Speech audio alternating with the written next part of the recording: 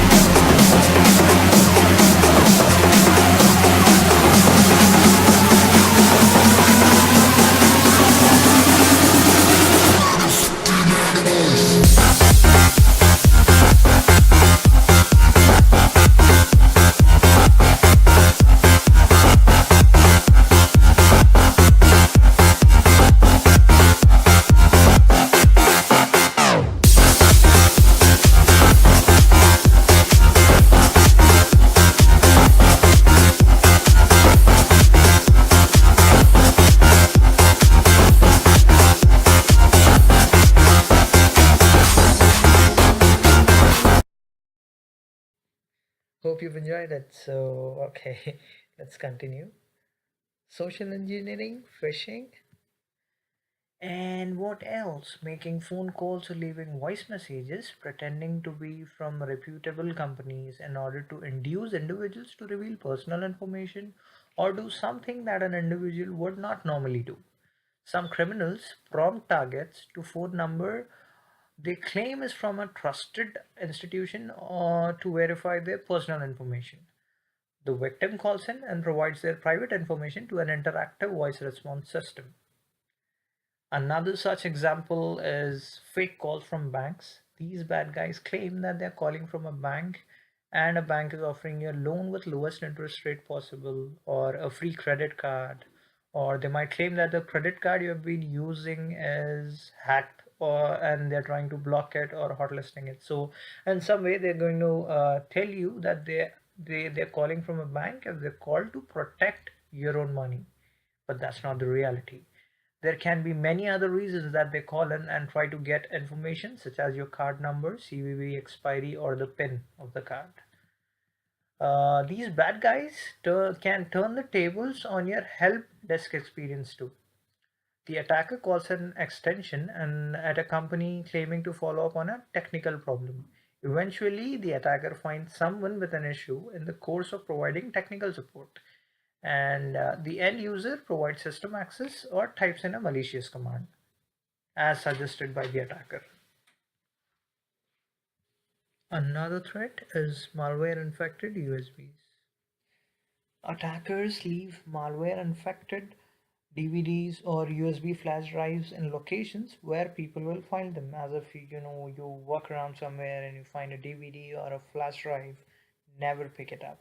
I would say discard it, throw it in a dustbin or something, because a victim looking out of curiosity or to determine how to return it or who to return it puts the infected USB in his or her system and the system gets infected. Never put on found USBs, that can be a trap. Now you might be wondering that these are just the problems, what could be the solution to it? Hmm, let me think.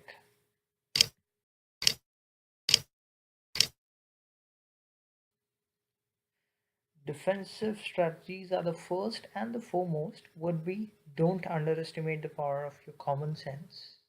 Avoid social engineering. Do not open any email attachments unless you are expecting the email with the attachment or you trust the sender. Do not click on links in emails unless you are absolutely sure of their validity. Only visit and or download the software from web pages that you trust. If you're going through a technical problem, make sure any command you put in is coming from a trusted source. Never provide your personal information over the phone to unknown calls. Banks never calls in, they ask you about your credit card number or CVV or PIN of the card. The bank never does that, so do not reveal that information. Passwords. Make sure that all the passwords you keep are very strong. Make passwords that are easy to remember but hard to guess. The password should be at least 10 characters in length and it must contain at least two of the following four types of characters displayed in the image. It is kind of uppercase letters or lowercase letters, numbers, and non-alphanumeric special characters. Don't keep the passwords that contain the user's name or part of the user's name. And the password should not contain easily accessible or guessable personal information about yourselves or your family, such as birthdays, your children's name if you're married, addresses, your favorite star or your favorite Avenger or anything as such kind.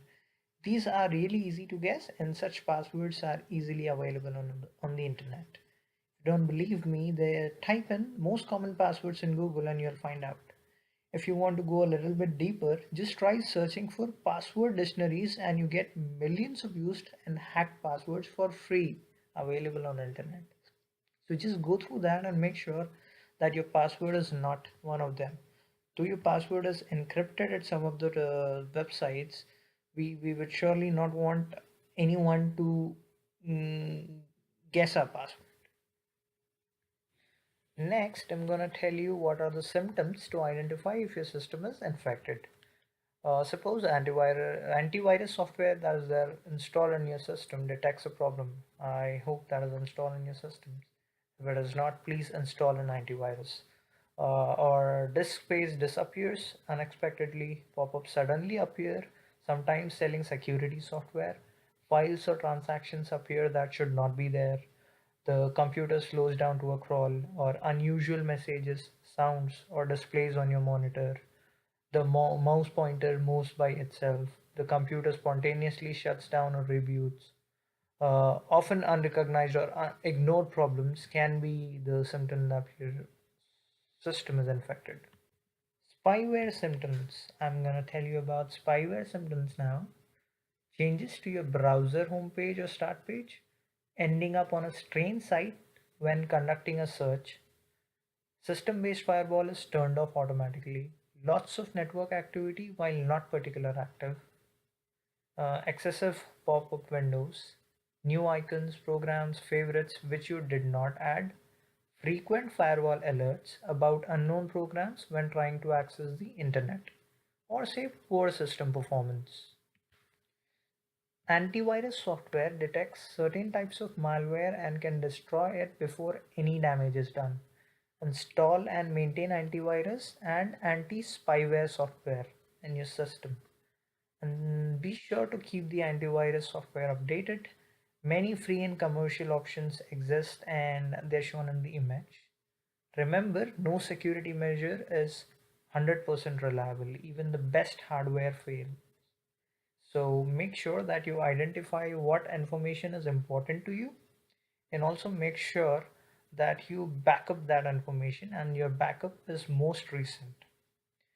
And if at all you see any incident wherein any kind of cybersecurity breach has been occurred, and you notice that, don't let it go because it has not happened to you. Report it, because you might be the next victim. This is not an IT problem. This is our problem. So thank you for watching the video and make sure that you're safe.